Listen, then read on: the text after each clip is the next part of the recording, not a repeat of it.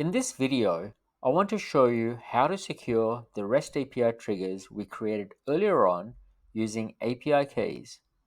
So now, let's explore how to secure this API trigger using an API key.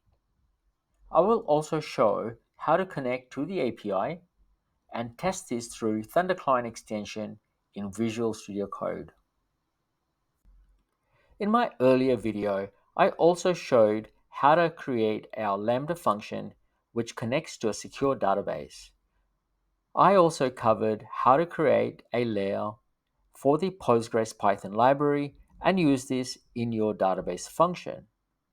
We showed you how to create an API-based trigger and test this using Visual Studio Code.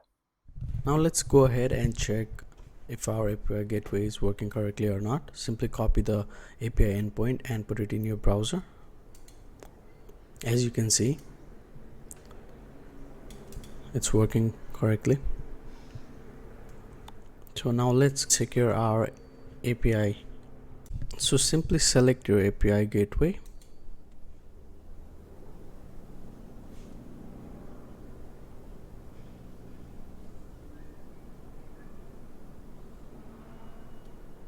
And make sure you are in your get method under your resources.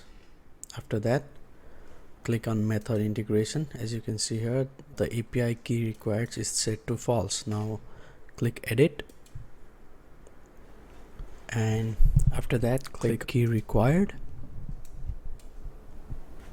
So you can see API key required is set to true. Now let's create API keys. So on your left hand side at the bottom corner you can see API keys. Click on it. Now select create API key and put in some name for your API keys.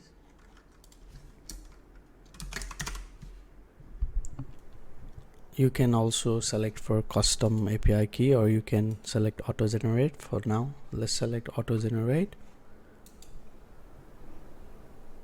So we have created our API key. Make sure you save this API key, copy and paste it in a notepad.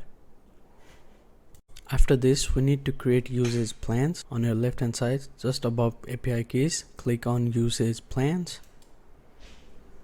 Now click on create usage plan. Now let's set a name for our usage plan.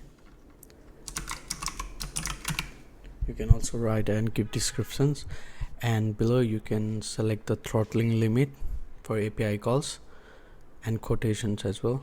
So for now we can just disable it and click create usage plan. Now after this, click on the name of the usage plan that we created. And now we have to add an API stage. Click add API stage, select the API DB demo function stage. Let's click test. You can click whichever you made as a test. Now click on add to usage plan. So it's successfully added. So now to apply these changes, we need to redeploy our API. So click API DB demo function, and we need to deploy it again. Click on deploy, select stage, deploy. So let's deploy it again. Now our next step would be testing our API gateway with ThunderClient using the API keys that we generated. Simply go to Visual Studio Code and open up the ThunderClient extension, create new request and paste in your API endway, and let's make our request. Click on, as you can see, it's giving a message missing authentication token. Now in the same request, let's go ahead and fill in our API keys and header in the header section. So click headers, and in the header section put in your header, and in the value put in your API key, and let's set up the request again. So paste the header and paste the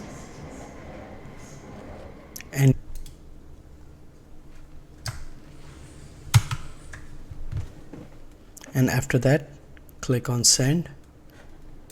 Make sure you select get method, and there you go.